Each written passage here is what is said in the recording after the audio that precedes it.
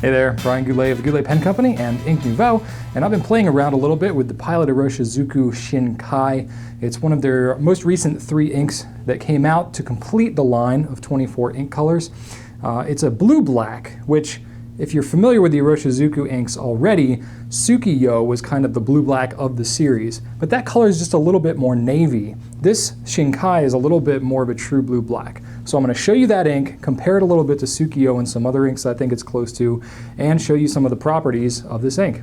Here we go. Shin-Kai. Best thing I love about these Iroshizuku inks is the packaging, the presentation. The bottle is just gorgeous and functional.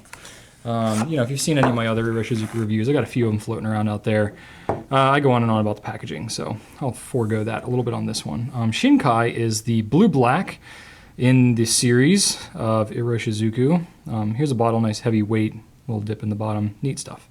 Shows fingerprints though, I'm just noticing. So you gotta smooth it out there. Anyway, so it's a blue-black ink. It's similar to Tsuki-yo. I will show you that in a comparison in a second. But I reviewed it on 80 gram Rhodia white dot pad paper. It's a very ink resistant paper. If you've seen any of my other reviews, I keep talking about how stuff takes longer to dry on this paper than others and blah, blah, blah. Really the main reason I like to use this is that it's made very consistently. It's something that I use all the time. I expect it, I know it, I appreciate the paper for what it is. It also shows the color really nicely in shading and stuff like that. So anyway, the pen that I used in this review is a blue Lamy Al-Star, which I love it. I just love that blue color. And it's kind of appropriate, blue ink, blue pen, you know. On the paper, okay. Got the smear tests, first of all. 5, 10, 20, and 30 seconds. Normally the Iroshizukus dry pretty fast, 5 to 10 seconds, on Rhodia paper. This one is a little bit longer.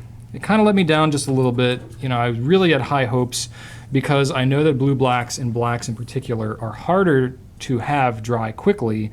I was hoping, because of how fast the other Iroshizukus dry, that these inks, you know, the darker ones that just came out, would also dry really quickly, and I did not find that to be the case. They don't take any longer than any other ink necessarily. You know, this one dried, it smeared at about 20 seconds. It didn't smear at 30, so it's probably around 20, 25 seconds, somewhere around there. You know, and a medium nib and a Lamy steel nib is a little bit wet, so you know, all that stuff factors in.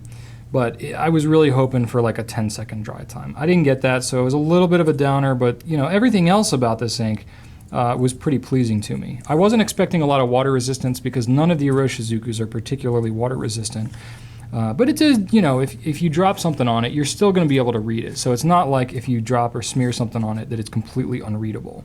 So if you're looking for an ink that doesn't necessarily have water resistance as a selling feature, but you still want it to be where, you know, it won't completely ruin something if you do get your paper wet, you know, this fits that bill. Doing the swabs here to try and get an idea of the saturation, you can clearly see each swab that I did. And as I progressively get darker here, you can see there's a noticeable red sheen to it, especially over here in the 3rd swab. So if you're using a dip pen or a really, really wet pen, you may be able to get some of that sheen out in your writing.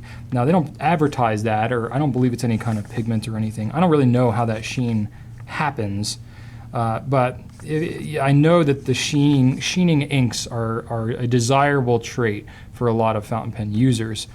So it's the kind of thing that if you're using a super wet pen, you may be able to draw that out with this ink. Look for, you know, some of the watercolor artists and ink washers and stuff to be able to show off really that capability of the ink. Saturation level, I gave it a medium. It's probably medium to heavy saturation, but I did get fairly high shading. Really, in retrospect, I probably could have given it a medium rating of shading instead of high, but the reason I gave it high is because blue-black inks in general tend not to shade really hardly at all. And this one does have some decent shading. So I got a little, you know, excited and gave it a high rating.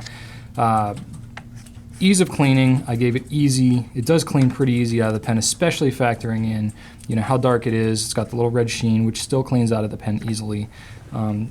Nice ink to work with, and the flow is very wet.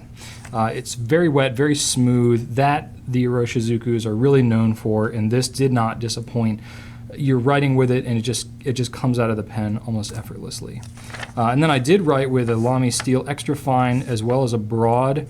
I was able to see some more of the intense shading characteristics with the Broad. Here, I'll try and show you a little bit what's going on. So you can see here where it's got like the light to dark parts, you know, that's really what the shading is. I've got some good shading over here, like in the ease of cleaning, you know, some good light and dark stuff. And then here I'll show you that sheen up close is pretty intense when you get to that third swab. There you go. Oh yeah, let's get the light hit it. Look at that. Okay. So cool ink, you know, I am very pleased with it. Other than the dry time thing, I really like the ink. It's hard not to compare it to Tsuki-yo, which is the other, you know, what was considered the blue-black of the Iroshizuku line before Shin-Kai came out. So this is really more of a navy, though. I don't know how much you can tell in this paper format the difference between the two, and I do have, you know, a swab to compare the two as well. But you can see when you have them side by side that Tsuki-yo does not really have a purple component to it. It's a little green tint almost. And Shin-Kai really has more of a reddish purple shade to it. So depending on which flavor of blue-black you prefer, you know, you can really choose one or the other. Tsuki-yo does dry faster though. So if that matters to you, you know, that might make a difference. But other than that, the two perform pretty similarly, but the shading, especially you can see like where I did the swabs of the two, the Tsuki-yo, you can barely tell the difference between any of the swabs. It just kind of all blends together. But the Shin-Kai, you can very distinctly see those differences there. And then, you know, water resistance is not quite as good with Tsuki-yo. It's not exactly spectacular with Shin-Kai, but you know, I'm really splitting hairs on this one now.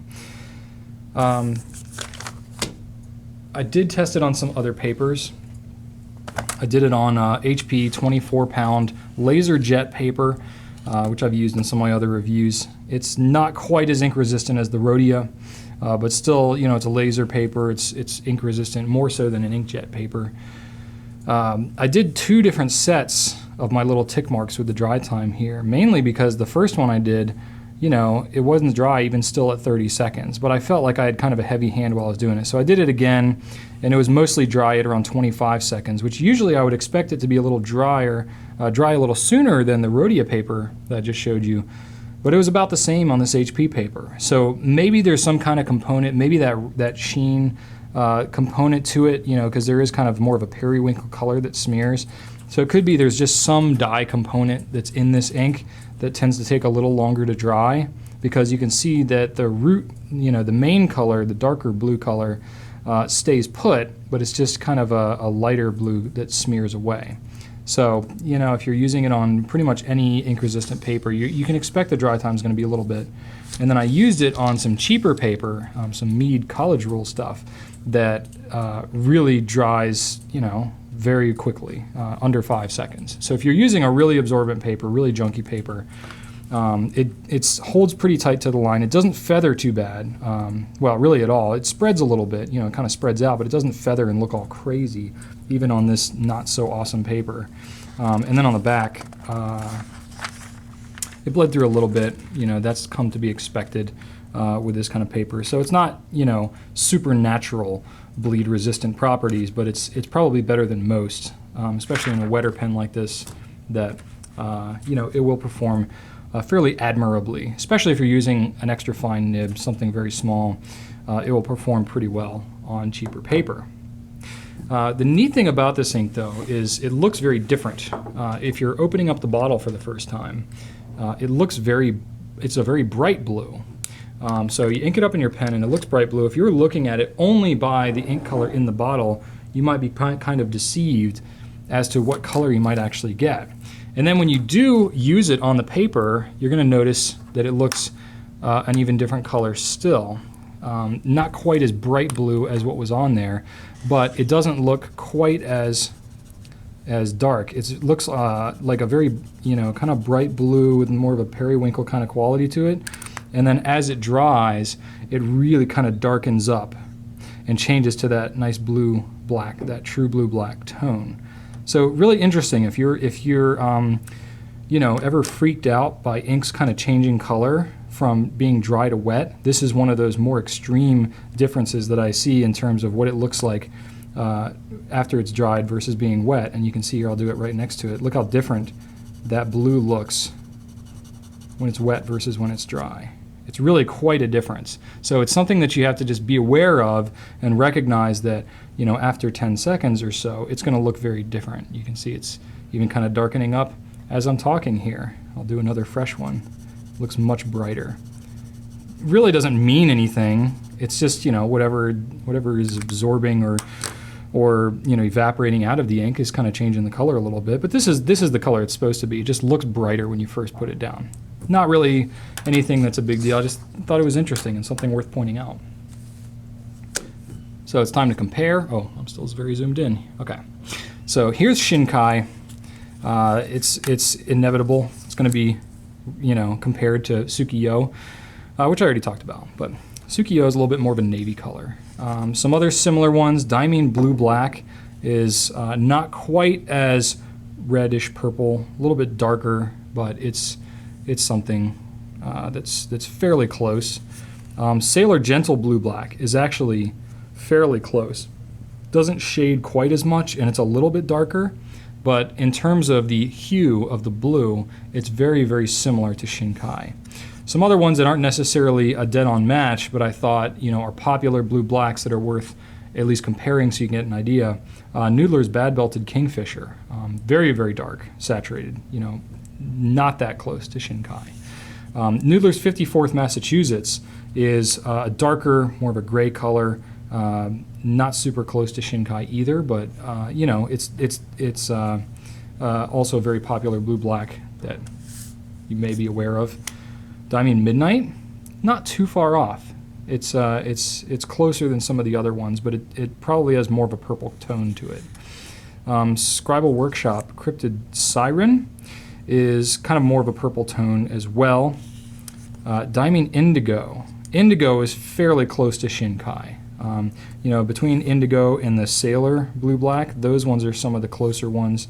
And then Diamine Prussian Blue as well. Prussian Blue is not quite as dark and saturated. It has a little bit less red purple color to it, but it's in the mix as well. So those are just some other colors that I thought were worth noting that you may be familiar with, at least to get an idea of what you can expect with Shin-Kai if you don't want to, you know, just buy it on a whim. It is an expensive ink. It's a list price of $35. Most places have it for $28, but even at $28 a bottle for 50 mils, that's really expensive. So that's why I'm putting this video out there. I wanted to get you as much information as possible before you know, decided to just drop that much money on an ink. Plus it's new and I just like doing reviews of new stuff. It's kind of fun. So that's it. That's the ink and that's my review. So there's the scoop on Pilot Iroshizuku Shin-Kai. If you have any questions, you can always just ask me here in the comments. I'm happy to chat with you a little bit about it. Thanks so much for spending time with me today, and right on.